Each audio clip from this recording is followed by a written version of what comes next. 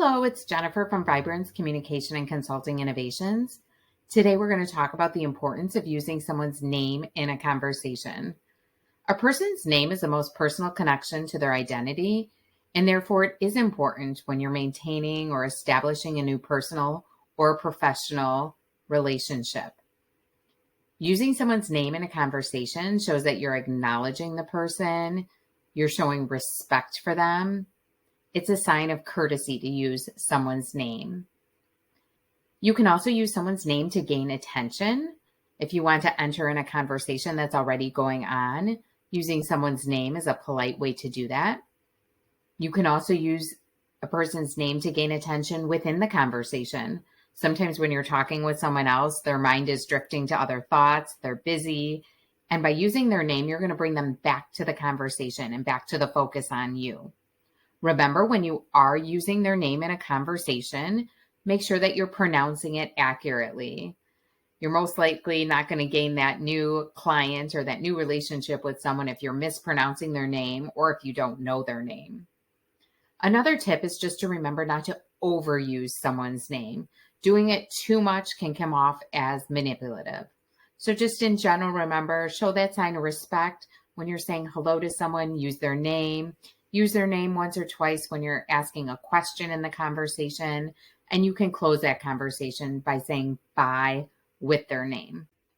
You've probably heard people say, oh, I'm really bad at remembering new people's names, or I have a poor memory, and that may be the case, but it's more likely that it's just difficult for us to remember new people's names because we're not fully present or attending or listening at the beginning of a conversation when someone does introduce themselves.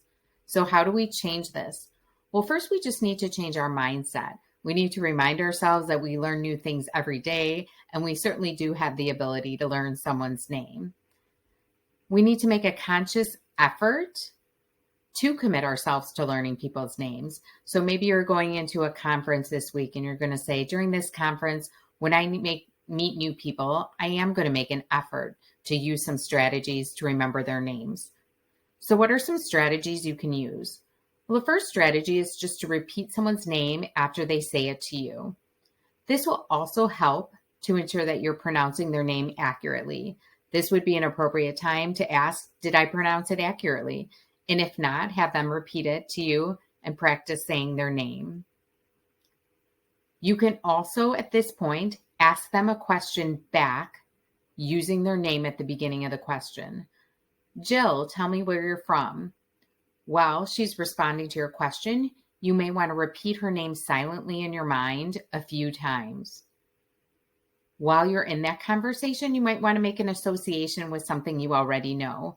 Maybe you have an old coworker with that name, or you have a childhood friend there.